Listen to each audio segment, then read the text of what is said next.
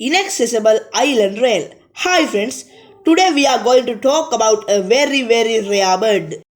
Inaccessible Island Rail is the smallest flightless bird in the world. It is about 17 centimeters in length and has an average weight of 30 grams. Inaccessible Island Rail's feathers are a mixture of dark grey and dark rusty brown. A bird with a loud trilling call, it has red eyes and its bill is black in color. It is found only in Inaccessible Island, the only inhabited island in the Tristian archipelago. They live on steep slopes and grasslands and they eat earthworms, moths, berries and seeds.